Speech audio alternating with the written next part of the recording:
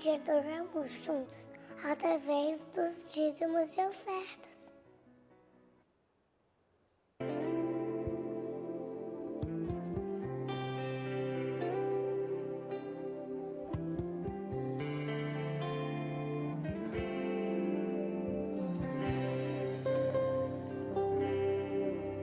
Tudo que há de bom em mim provém de Deus. Tudo que há de bom em mim provém de Deus. Tudo que há de bom em mim provém de Deus. E por isso em gratidão vou devolver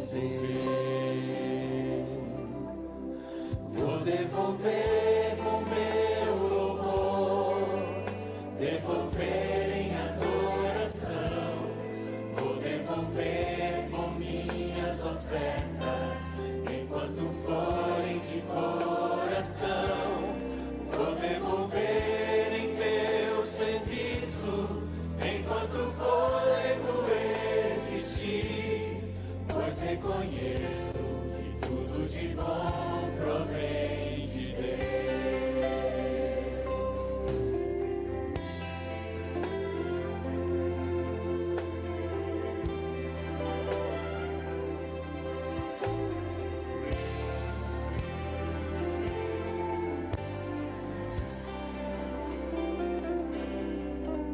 tudo que há de bom em mim pertence a Deus.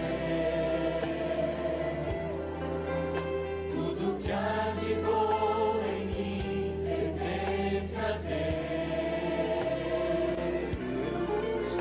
Tudo que há de bom em mim pertence a Deus. E por isso em gratidão vou devolver com meu louvor, devolver em adoração, vou devolver com minhas ofertas, enquanto forem de coração, vou devolver em meu serviço, enquanto fôlego existir, pois reconheço que tudo de bom provém de Deus.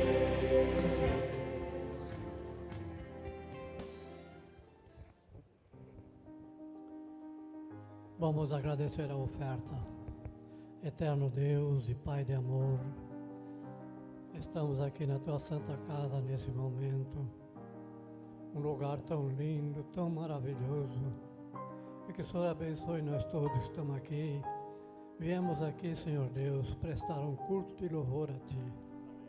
Que o Senhor aceite a nossa adoração, que nós estamos fazendo aqui. O Senhor sabe que todos aqui somos pecadores, mas nós estamos aqui em nome do Senhor Jesus, porque Ele pagou o nosso preço. Que o Senhor abençoe essa pequena oferta que o Teu servo, Teu povo deu, que sirva para a pregação do Evangelho, para trazer mais pessoas para Ti, Senhor Jesus. É o que nós pedimos no Teu sagrado nome. Amém.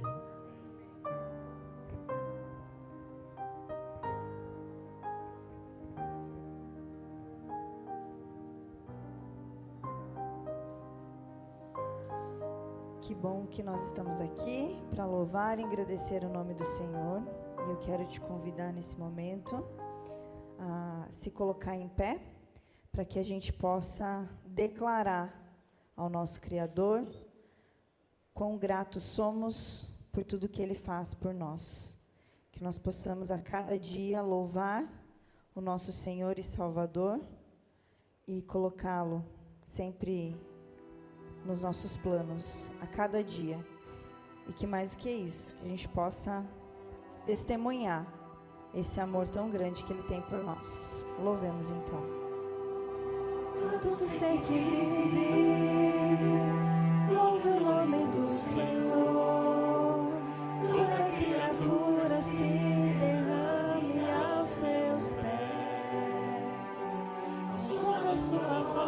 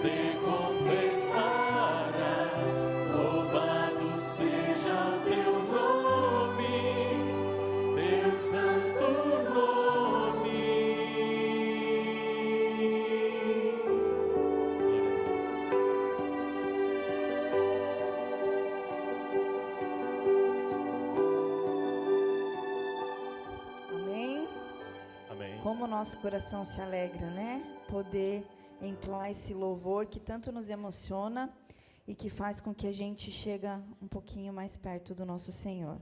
Ainda de pé, vamos cantar o hino Vinde, Povo do Senhor. Nosso Jesus está chamando para que nós possamos nos entregar todos os dias a Ele, seguindo, né, a sua lei, os seus preceitos e também amando o nosso próximo. Vamos lá.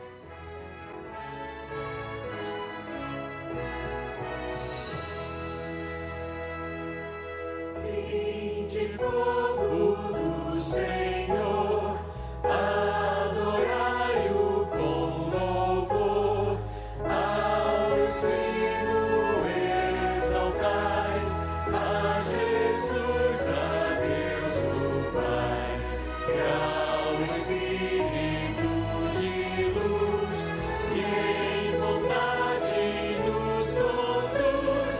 Vinde, povo do Senhor, adorai o Deus de amor. Observemos com fervor este dia do Senhor, pois as bênçãos lá do céu aos fiéis as prometeu. Atentai a sua voz, com amor falar a nós. Vinde, povo do Senhor, exaltai ao Criador. Quando a igreja se tornar triunfante lá no lar, nossas lutas findarão e virá a redenção. Mal e dor ficando atrás, reinará amor e paz. Vinde, povo do Senhor, aclamai o Redentor.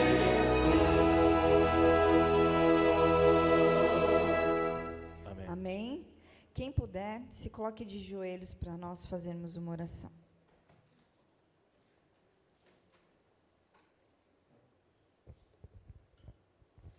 Santo e maravilhoso Deus, nós estamos aqui, Senhor, rendendo graças a Ti, agradecendo por tudo de bom que o Senhor tem feito em nossas vidas, Pai. Que o Teu Espírito Santo possa nos tocar a cada dia, para que nós possamos viver conforme a Tua vontade, Pai. Que o nosso coração também se abra para que nós possamos cuidar do nosso próximo, dando, aconselhando e também mostrando o Teu Evangelho para as pessoas, Pai. Que esse culto seja em louvor e adoração a Ti, e que tudo que seja dito aqui seja para a Tua honra e Tua glória. Fique conosco nessa programação, nós te pedimos, em nome de Jesus. Amém.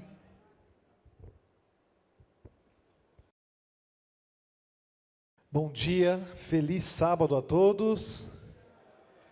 Que bom ver a igreja cheia de irmãos felizes. Eu imaginei que hoje a igreja estaria bem vazia. Temos o clube de desbravadores ali acampando, né? Mas graças a Deus a igreja está repleta. É bom rever os irmãos. Que Deus abençoe a todos. Antes da gente abrir a palavra de Deus, nós vamos aqui ter um rápido momento aqui de recadinhos do pastor, né? Primeiro recadinho, queridos, dia 5 de outubro, nós vamos começar aqui um pouquinho mais cedo o nosso processo de nomeações para os líderes, escolhermos os líderes para o ano de 2025. Cada ano, aqui a própria igreja, né, na igreja adventista, são escolhidos os líderes. A liderança desse ano está votada até dia 31 de dezembro. Então a gente vai se reunir. Então de manhã nós vamos escolher uma comissão, chamada Comissão Administrativa. Para os mais antigos é a Comissão Grande. E essa comissão, eleita no dia 5 de manhã, vai se reunir no dia 5 mesmo, no sábado à tarde, para escolher a comissão de nomeações. Então eu faço aqui um apelo para você estar aqui, e vários vão ser escolhidos para estar à tarde, então separe esse dia, né, para a causa de Deus, né? Faça planos para estar de manhã e também reserve essa tarde, dia 5, sábado, dia 5 de outubro. Tá ok? E mais 2 recadinhos aqui. Nós estamos no período de recolta. Todo ano nós temos a campanha da recolta. A recolta, queridos, é uma bênção. A recolta, ela começa com Deus pedindo ao povo de Israel para ir no Egito e recoltar. Eles não deveriam sair de mãos vazias do Egito, depois de servirem ali. E eles saíram com muitas riquezas do Egito. Deus tocou o coração dos egípcios para que dessem para a obra dele, né? E nós temos essa missão também de sair nos parentes, nos amigos, né? E recoltarmos. Nós vimos aí as tragédias que aconteceram lá no Rio Grande do Sul.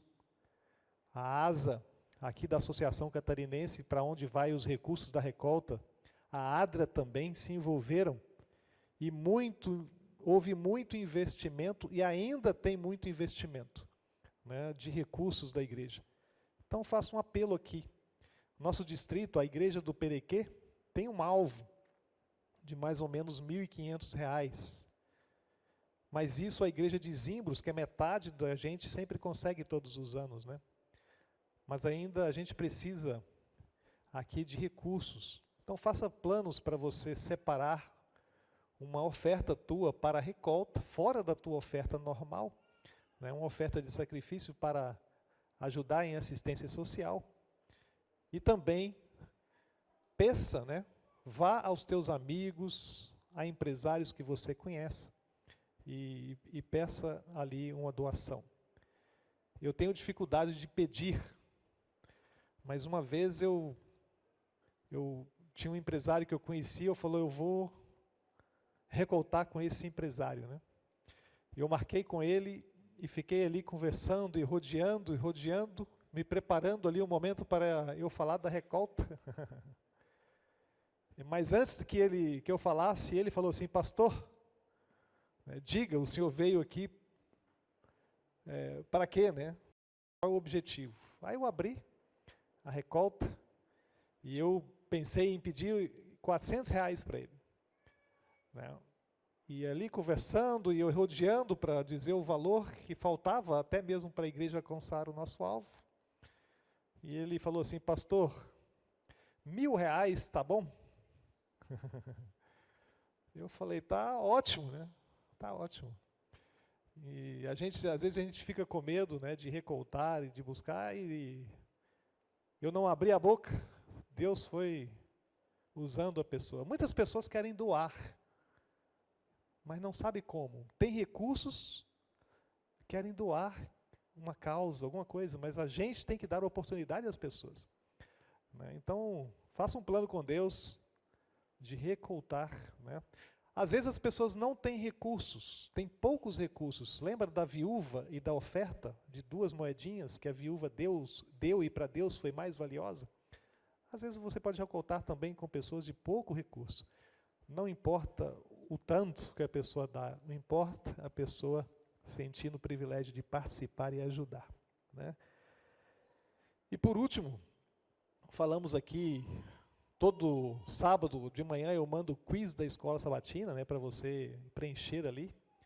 E se você estudou a lição, se você testemunhou de Jesus para alguém durante aquela semana, né, preencha e faça ali o quiz. Se você não fez, não precisa, mas se você fez, estudou a lição, ou testemunhou, ou deu um estudo bíblico, nos ajude ali preenchendo o quiz. Não vai demorar mais do que 15 segundos. Amém? Deus abençoe a todos. Texto base. 2 textos hoje serão base aqui. Primeiro, Marcos capítulo 6. Convido você abrir a sua Bíblia no Evangelho de Marcos, capítulo 6, e depois, mais tarde, um pouquinho, a gente vai para Mateus, capítulo 14.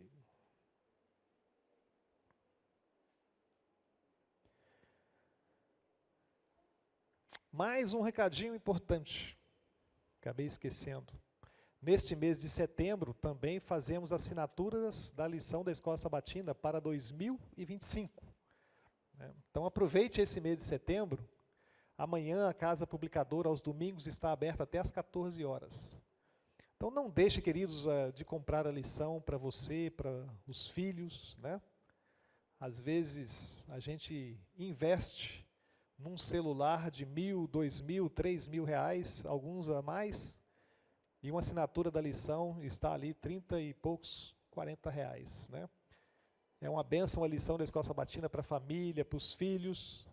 E se você tiver condições, faça também uma assinatura para alguém carente. Eu sempre, quando faço assinatura, eu faço 2 a mais. 2 assinaturas de alunos para dar de presente, né? Você pode fazer uma assinatura, por exemplo, para uma criança do hall do berço, alguém que você sabe que tem dificuldade financeira, ou mesmo para amigos e parentes, né? Você pode também fazer assinatura. Então aproveite, amanhã, domingo, o mês de setembro, não deixe sua família sem o pão espiritual. Marcos capítulo 6.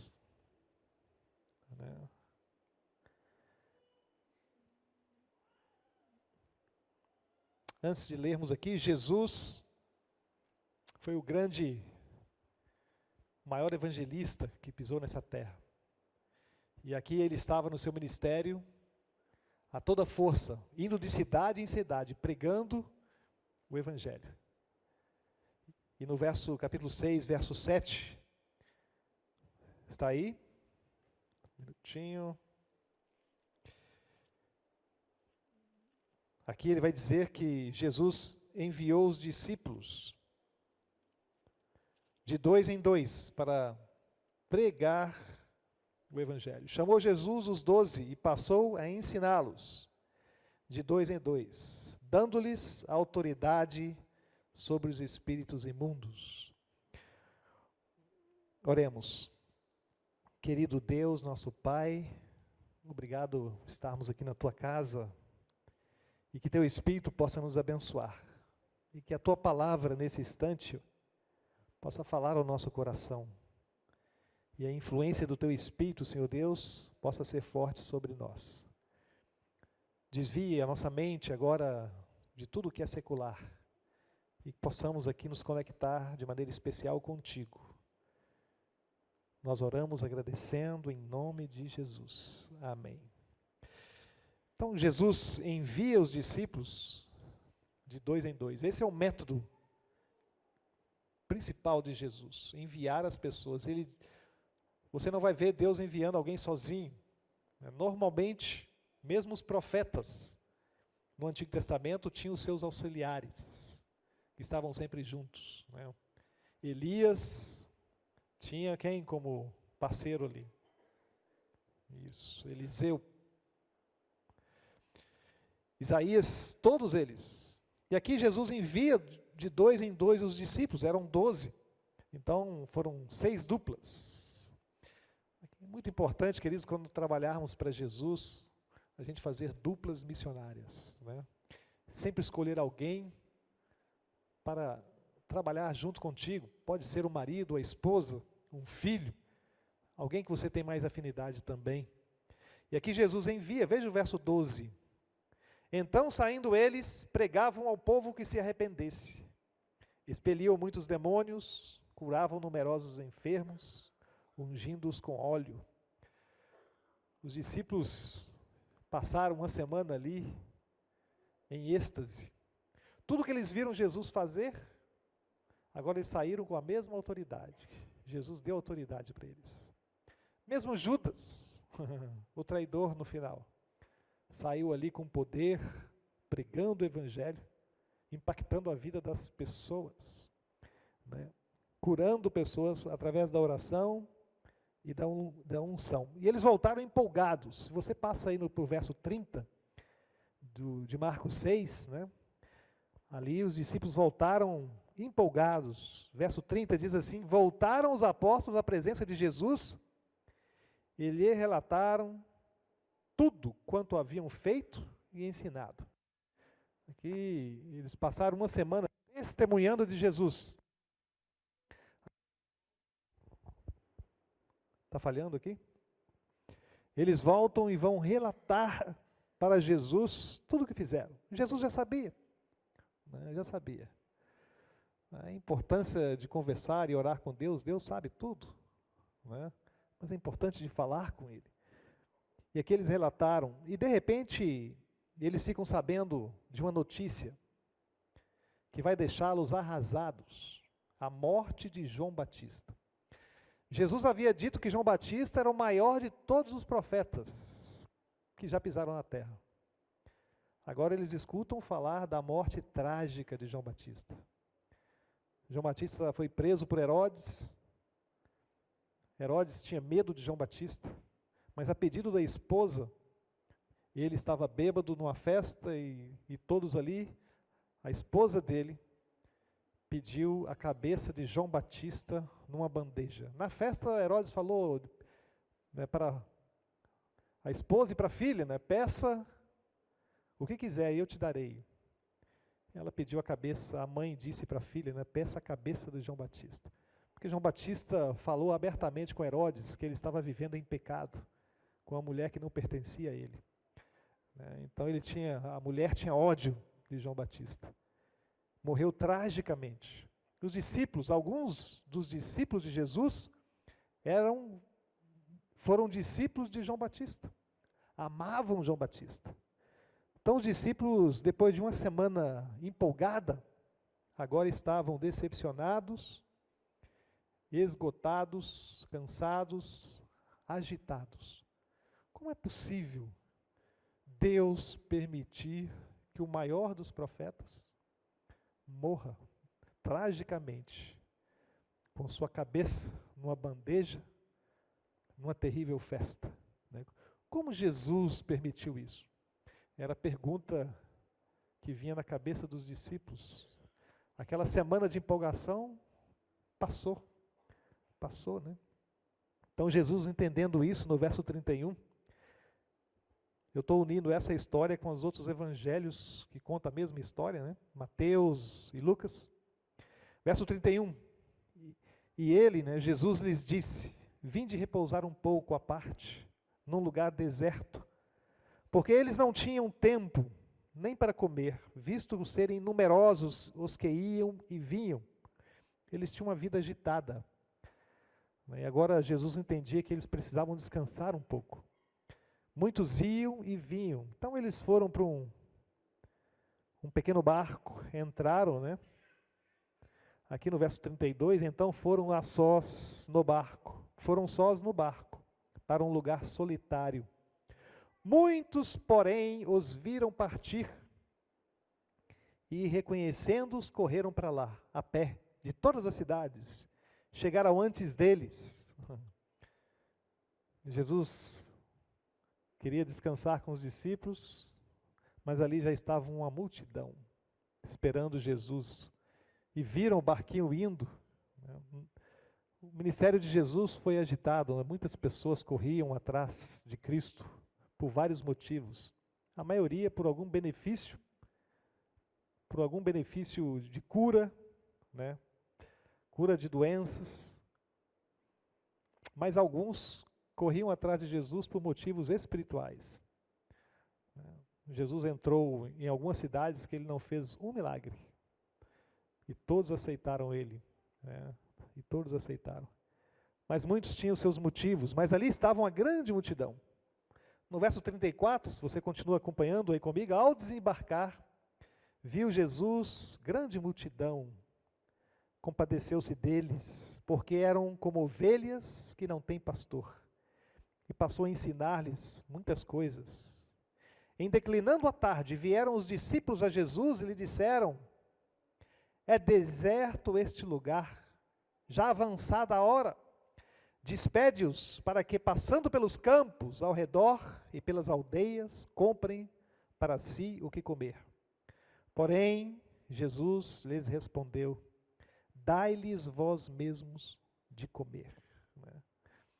Essa é uma história interessante, mas um pouquinho triste também. Os discípulos deviam estar empolgados com aquela grande multidão que foi ali ver Jesus e ouvir Jesus. Aqui não fala que Jesus curou ninguém, ele pregou uma tarde inteira ali. Mas os discípulos estavam desanimados. Você já veio em algum culto assim desanimado, bem para baixo, depressivo? Assim estavam os discípulos, mesmo depois de uma semana poderosa para eles. Mas agora eles estavam para baixo. E no final da tarde eles falaram: Jesus, o Senhor já falou demais. O Senhor pregou a tarde inteira, agora esse povo está com fome. Despede-os. Despede-os. Hoje, a lição dessa semana, a lição jovem, hoje falamos ali na classe jovem, a parábola do rico e do Lázaro. O rico tinha ali Lázaro, um mendigo, às suas portas, e ele viveu arregaladamente, não se preocupando, enquanto aquele mendigo às suas portas nunca foi ajudado. E ele pereceu. Quando morreram os dois, Lázaro, o mendigo, foi para o seio de Abraão, enquanto o rico foi para o inferno, foi para a perdição. O centro da história não tem nada a ver com riqueza, né? O centro da história, o rico ali era o povo que conhecia a verdade. Viviam de qualquer jeito, enquanto o mendigo mendigava o pão, aqueles que conhecem pouco da palavra de Deus, conhecem ou quase nada. Aqueles que vivem, que têm os tesouros, a riqueza da palavra de Deus, temos ali o dever de levar a mensagem ao mundo, a pregação do Evangelho.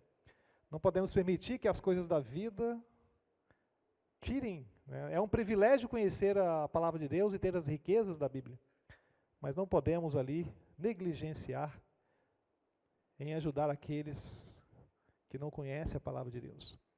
Aqui os discípulos, decepcionados ali, falaram com Jesus: olha, manda esse povo embora, Não queremos mais saber de evangelho hoje, entre outras palavras aqui.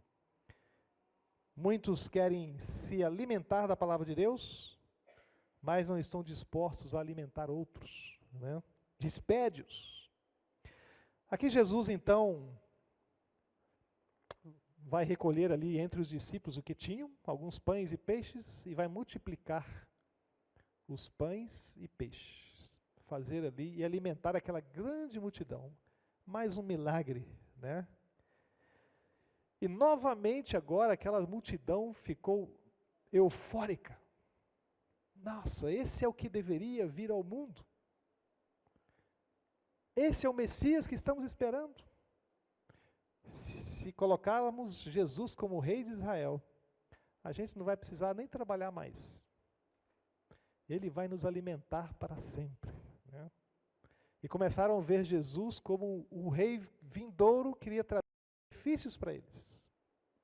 Os discípulos que estavam desanimados, novamente ficaram o quê? Eufóricos junto com a multidão. Animados. Você conhece pessoas que uma hora está para baixo,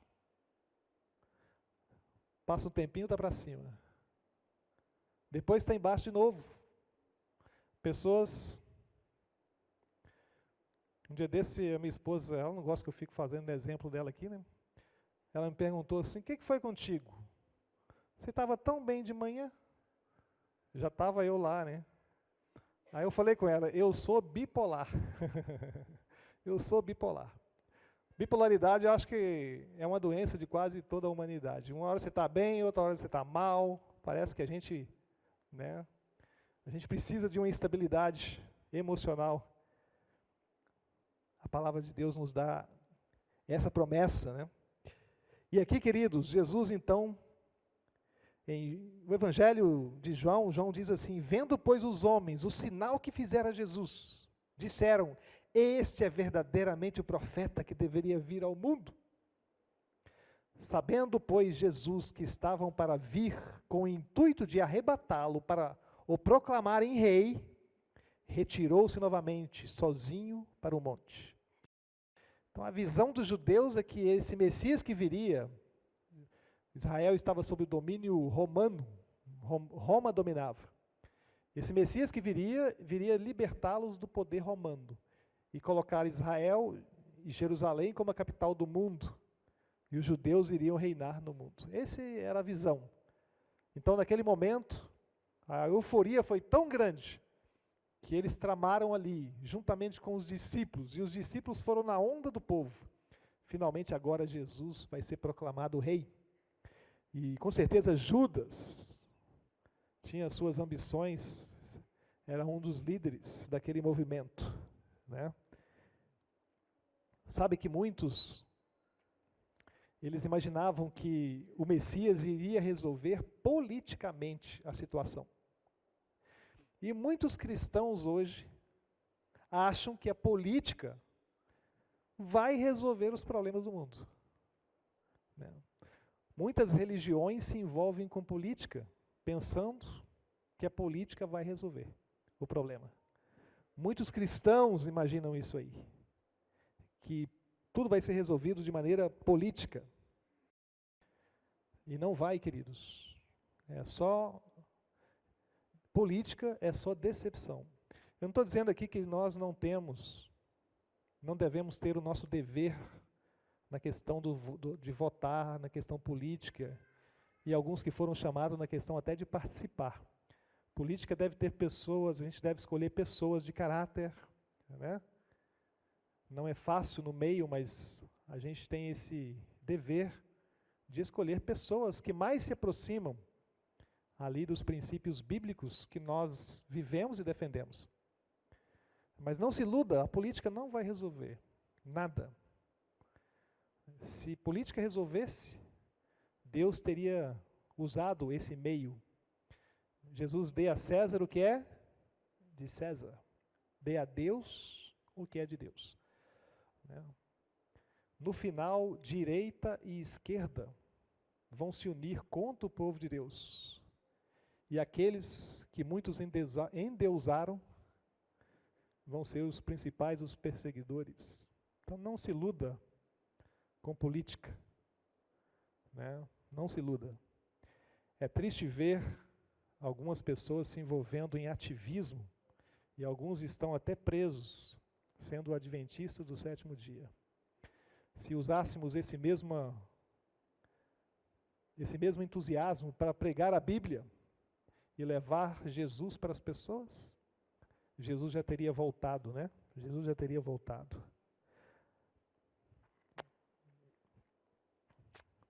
Muitas religiões também esperam um grande profeta ou alguém poderoso vir.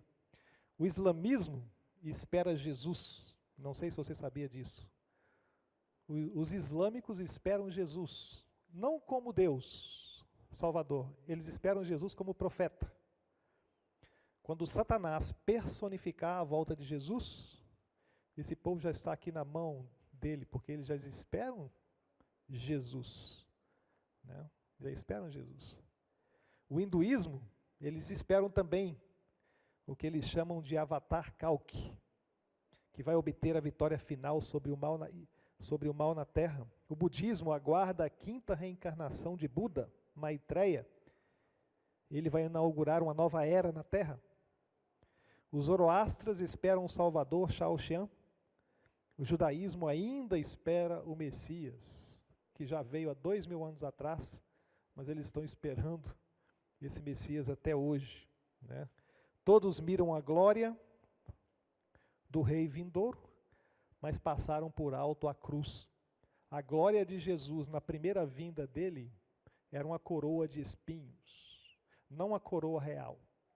A coroa real, né, ele vai vir com ela. Na sua segunda vinda, ele virá como juiz de toda a terra. Então aqui, queridos, voltando para o texto, Jesus alimenta aquela multidão. E eu convido você agora a ir a Mateus capítulo 14. E nós vamos ler ali essa história em Mateus capítulo 14. A continuação dela.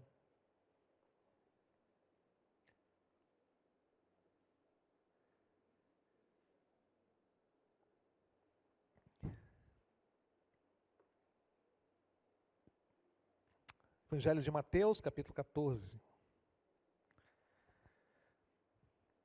Segue aí na tua Bíblia comigo. Todos abriram? Vamos ler a partir do verso 22. Veja que interessante a história. Logo depois, então, ali que Jesus vai alimentá-los, eles vão querer levar Jesus e proclamar um rei. Jesus, então, veja o verso 22. Logo a seguir, compeliu Jesus os discípulos a embarcar e passar adiante dele para o outro lado do lago, né? Enquanto ele despedia as multidões. E despedidas as multidões, subiu ao monte a fim de orar, sozinho. E caindo a tarde, lá estava ele só. Entretanto, o barco já estava longe a muitos estádios da terra, açoitado pelas ondas, porque o vento era contrário. Na quarta vigília da noite, foi Jesus ter com eles, andando por sobre o mar. E os discípulos, ao verem-no andando sobre as águas, ficaram aterrorizados e exclamaram: é um fantasma! E todos, tomados de medo, gritaram. Mas Jesus imediatamente lhes disse: tende bom ânimo, sou eu, não temais. Respondendo-lhe Pedro, disse: se és tu, Senhor, manda-me ir contigo por sobre as águas.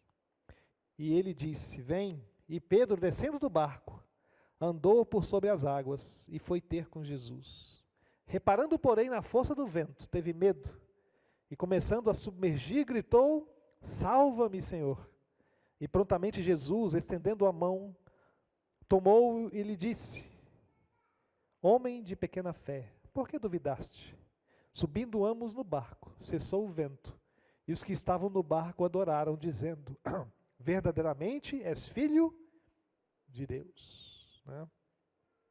Aqui no verso 22, voltando, ali diz assim que Jesus os compeliu a entrar no barco.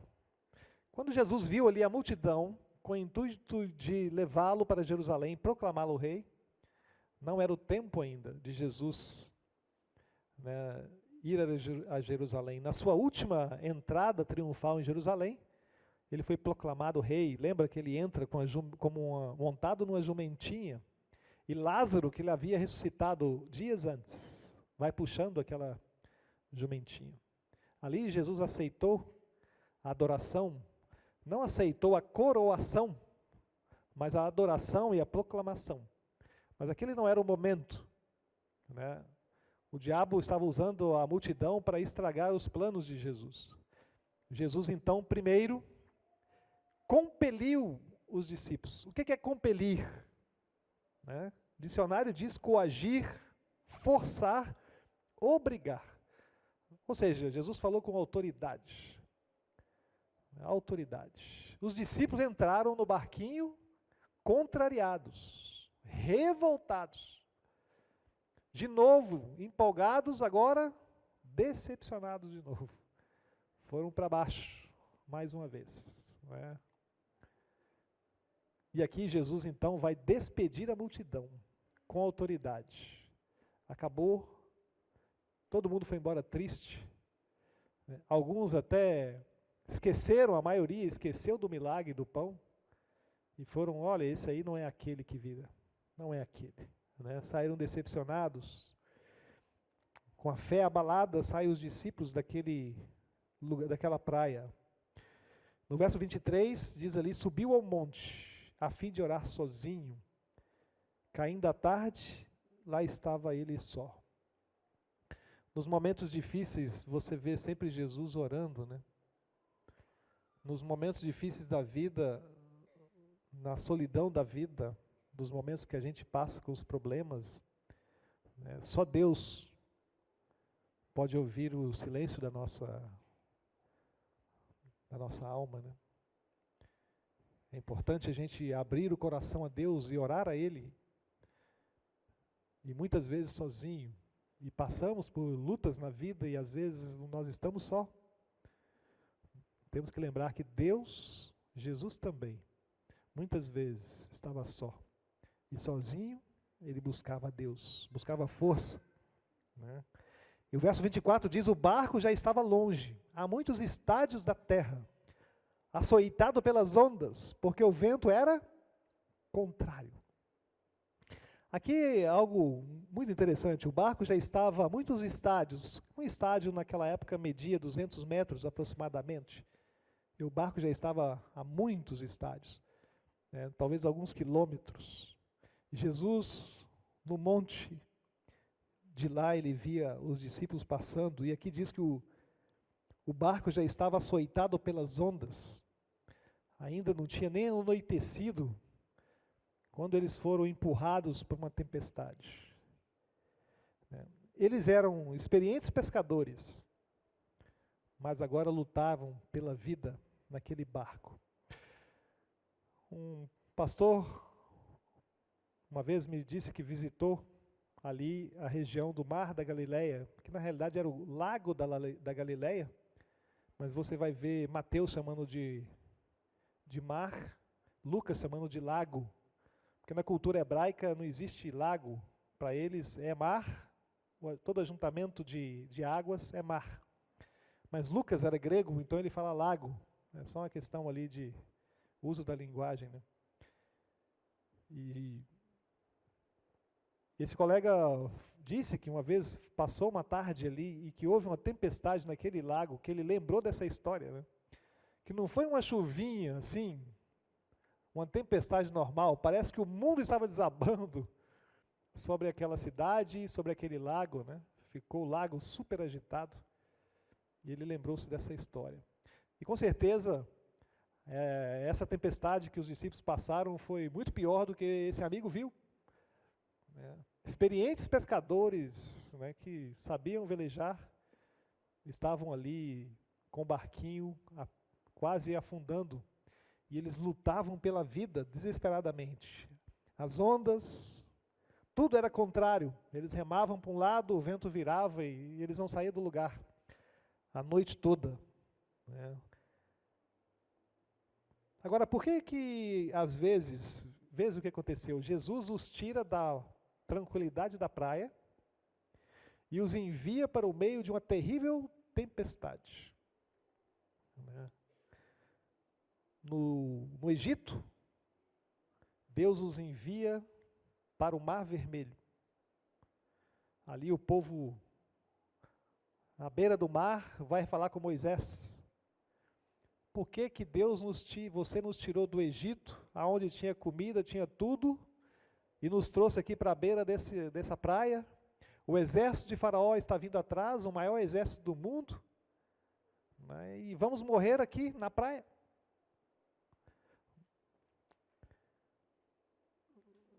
Depois que eles passam pelo Mar Vermelho, ao invés de Deus levá-los para a terra prometida, para Israel, os envia para um deserto seco, árido. 50 graus durante o dia, 0 grau à noite, né? E no deserto, eles passaram 40 anos, muitas aflições. Por que às vezes a gente está tudo tranquilo na vida e de repente a gente começa uma terrível tempestade? E nesse caso aqui foi o próprio Jesus que os tirou da praia e os levou para uma terrível tempestade. Por que Deus fez isso, né? É melhor às vezes nós estarmos na tempestade quando ela é controlada por Deus, onde Deus está sob o controle, do que estarmos numa praia, num lugar que achamos ser tranquilos, né?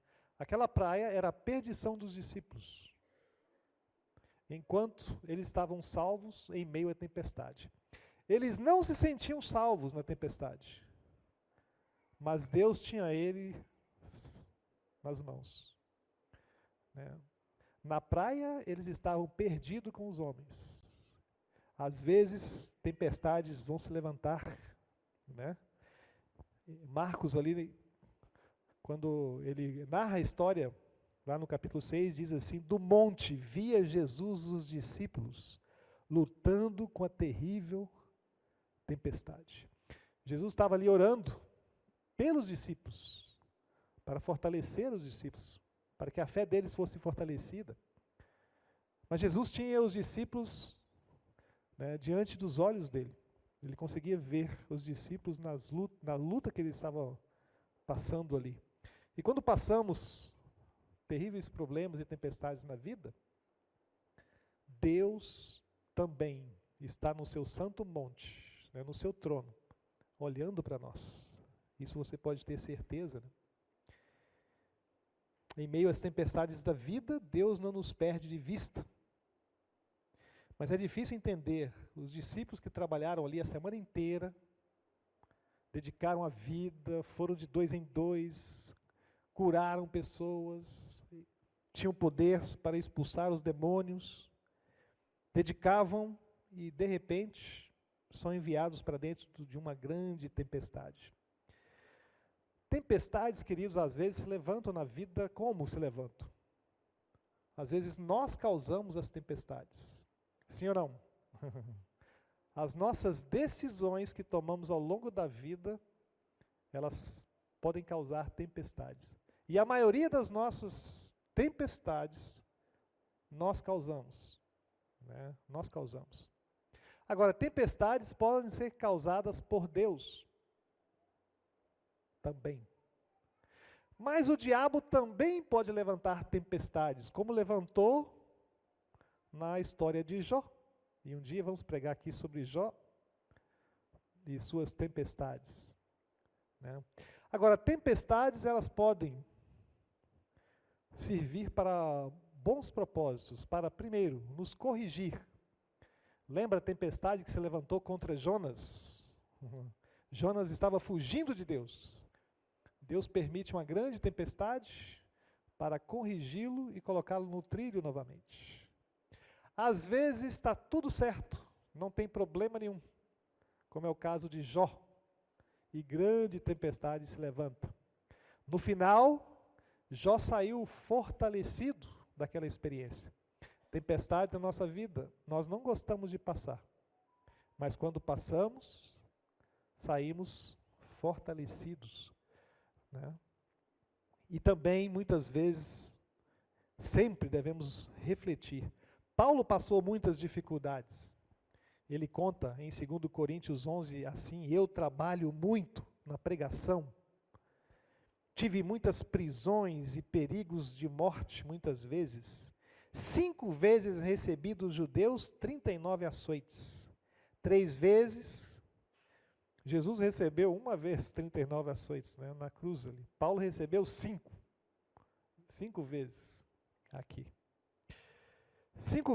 3 vezes castigado com varas, 1 vez apedrejado. No mar passei por 3 naufrágios. Vagueei nas águas por 24 horas.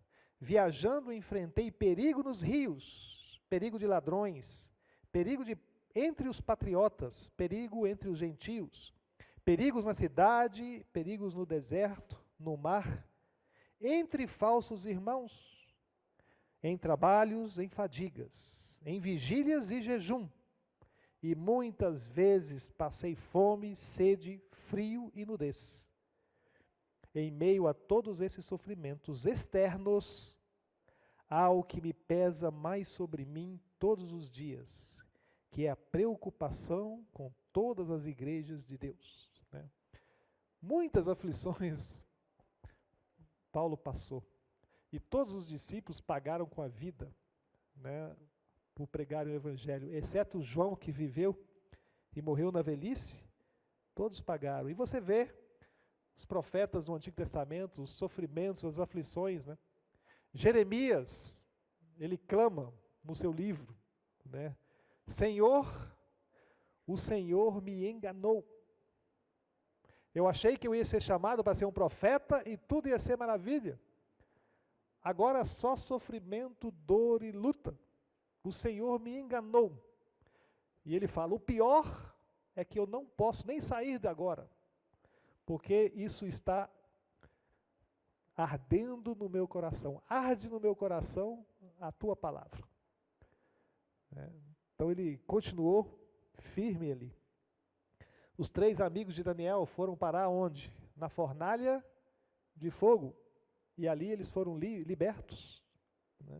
O próprio Daniel, na cova dos leões, foi liberto.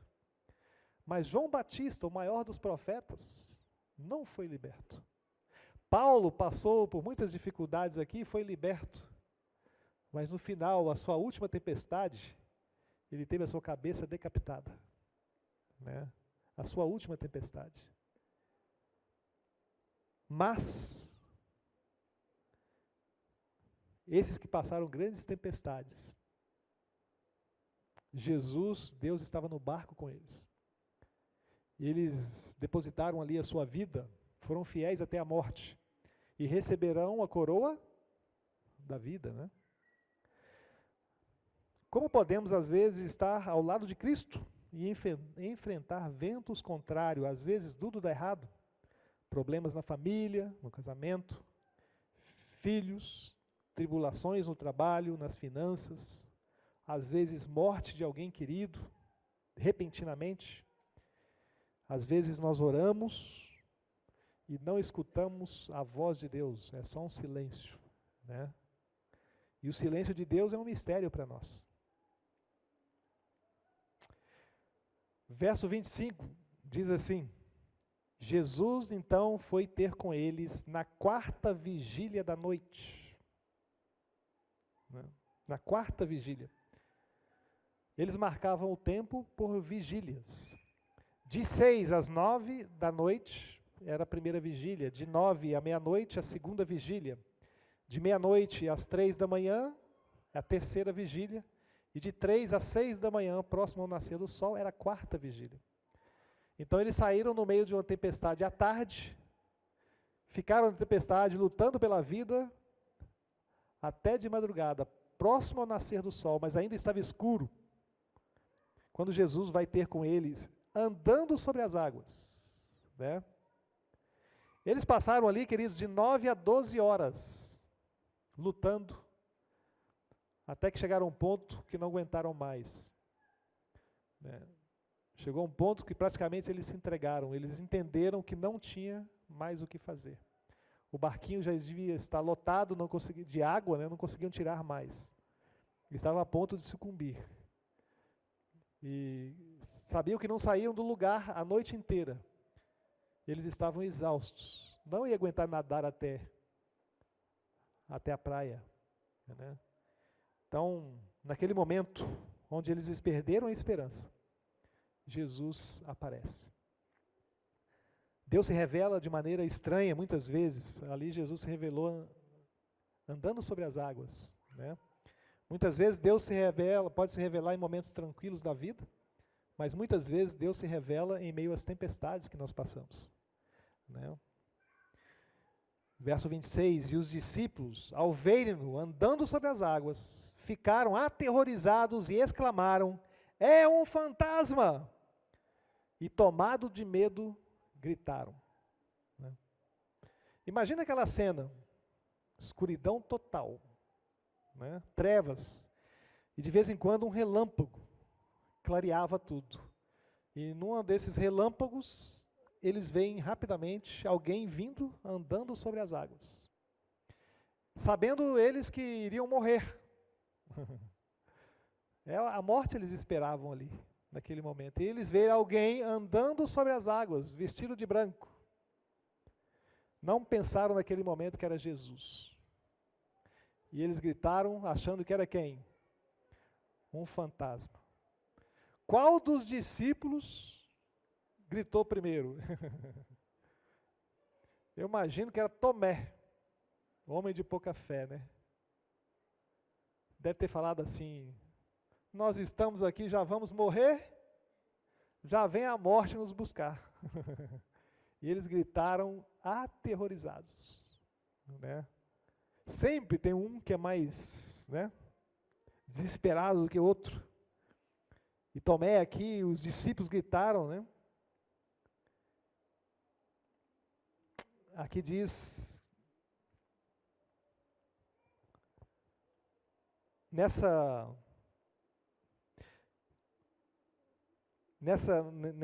cena de Jesus vir andando, né, por sobre as águas, eles vão ficar desesperados e Jesus diz ali para eles: tem de bom ânimo, não temas, sou eu. Né? Por que Jesus primeiro não acalma a tempestade? Primeiro ele fala com os discípulos: não temas, sou eu. Tem de bom ânimo. Por que Jesus não acalma a tempestade, deixa a tempestade rolar? Jesus primeiro quer sempre acalmar os seus discípulos. Mesmo em meio o quê? Às tempestades da vida. Né? Em meio às tempestades, Jesus quer nos dar paz. Quer nos dar tranquilidade. Né? Muitas tempestades, queridos, acontecem aqui na nossa mente. Nós somos especialistas em fazer tempestades às vezes e fazê-la ficar pior. Né? Lembra que Paulo diz assim, em meio a essas lutas exteriores, tudo que ele passou ali era tudo exterior, mas ele não tinha uma luta interior, ele estava em paz. Né? Deus quer trabalhar com a gente em meio às tempestades da vida para acalmar a gente, que a gente possa confiar completamente. Mesmo que o barco parece que vai afundar. Né? Quando você alcançar esse estágio de paz interior e não permitir que tempestades atinjam o seu interior, você está próximo de Deus, né? Próximo do plano de Deus. Jesus primeiro tenta acalmar os discípulos. E Pedro então, no verso 28, Senhor, se és tu, veja ainda, se és tu, se és tu, palavras ali de ainda não estava acreditando, diga-me para ir ter contigo por sobre as águas. E Jesus disse, venha Pedro, venha. E Pedro desceu do barco e começou a caminhar sobre as águas em direção a Jesus. Né? E de repente, o Espírito de Profecia, narrando a história, diz que Pedro olhou para trás. Aqui o texto diz que Pedro olhou para as ondas. O Espírito de Profecia diz que ele olhou para as ondas, mas primeiro ele olhou para trás. Ele olhou para todos os discípulos no barquinho. Tipo, vocês não andam sobre as águas. Eu sou o tal, eu sou o cara. E quando ele tirou os olhos dos discípulos e olhou para as ondas, ele começou o quê? A afundar. Literalmente afundar. E vendo que iria morrer, ele clama, Jesus, salva-me, salva-me. Aqui, queridos, muitos cristãos, pessoas, vão afundar na fé. Porque, ao invés de olhar para Jesus, enquanto Pedro tinha os seus olhos em Cristo, ele estava bem. Ele andava por sobre as águas. Mas quando ele tirou os olhos de Jesus e olhou para as pessoas, olhou para as ondas, os problemas da vida, ele afundou. Quantas pessoas a gente não visita e fala assim, eu não vou na igreja por causa do fulano de tal, por causa daquele ou daquela. Pessoas que tiram os olhos de Jesus. No Espírito de Profecia, a primeira visão narrada pelo Espírito de Profecia foi do povo de Deus caminhando para a eternidade. E era um caminho estreito. Do lado, um abismo. Do outro lado, um outro abismo. As pessoas só tinham o caminho de um passo ali. Mas todos estavam com os olhos fixos em Jesus. E Jesus estava no fim da caminhada, no céu. E o povo ia caminhando, caminhando, caminhando. Aqueles que mantinham firmes os olhos em Cristo, chegavam ao final. Aqueles que tiravam os olhos de Jesus, caíam no abismo e se perdiam. Né? Essa visão nos dá uma visão correta do cristianismo.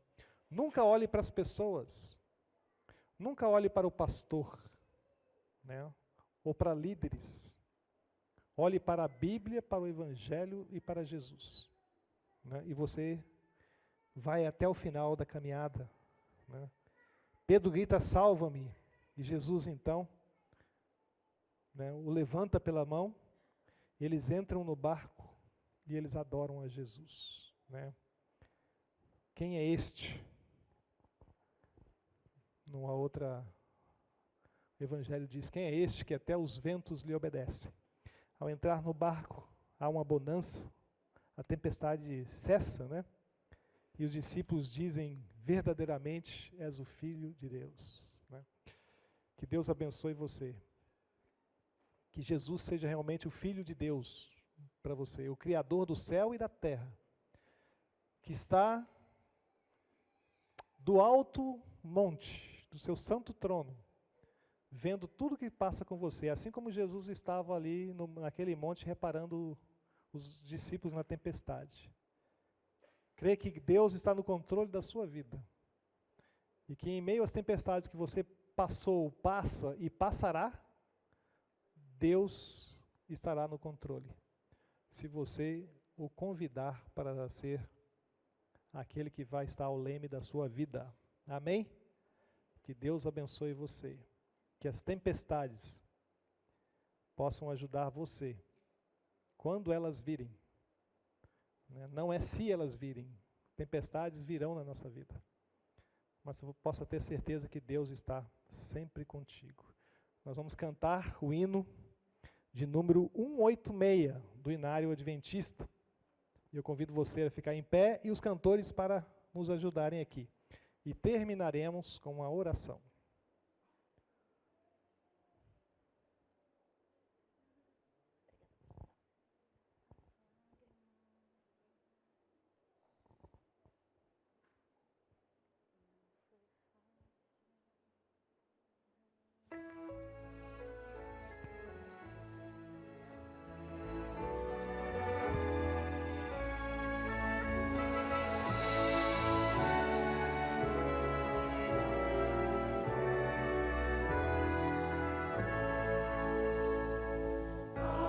O mar se revolta, as ondas nos dão pavor, o céu se reveste de trevas, não temos um Salvador.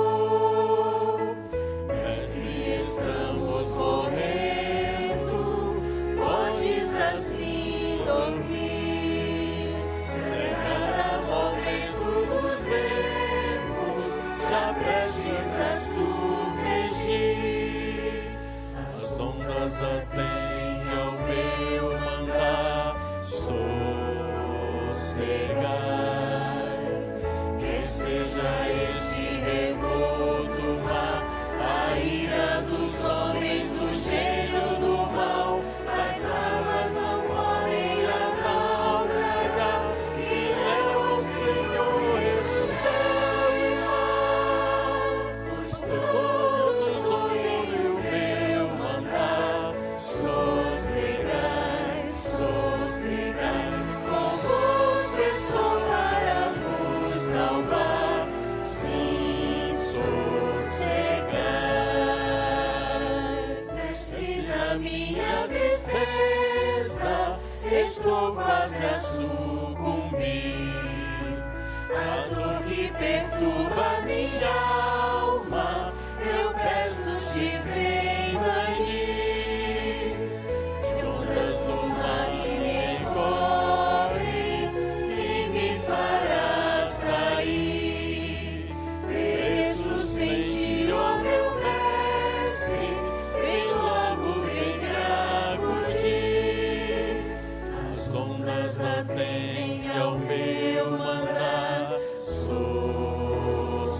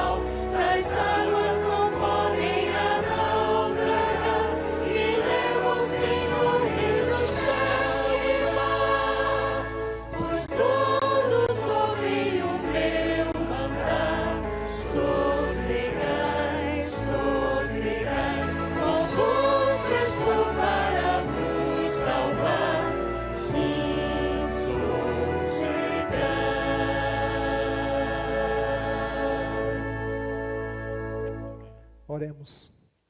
Grande e maravilhoso Deus, mais uma vez agradecemos, ó Pai, pelo dia de sábado, estarmos aqui na Tua presença, louvando, exaltando o Teu santo nome, adorando individualmente, adorando em família também. Amém.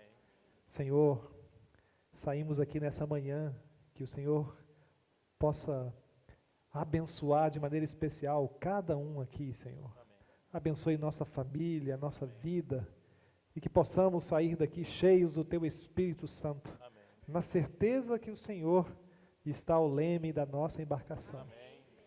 Colocamos o nosso coração, a nossa vida nas Tuas mãos, e que possamos, Senhor Deus, caminhar contigo, de mãos dadas, até aquele grande dia da volta de Jesus. Amém. Nós aqui, Senhor Deus, pedimos também que o Senhor abençoe nossos amigos e familiares que não estão aqui.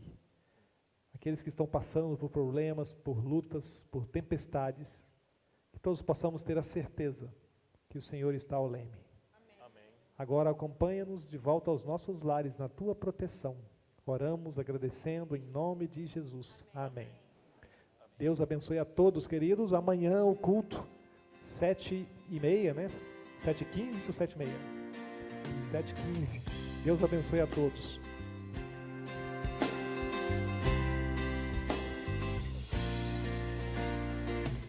Venha, Senhor, em mim habitar, pois quero ser templo teu. Quando eu sair deste lugar, que Jesus permaneça em mim. Permaneça em mim. Permaneça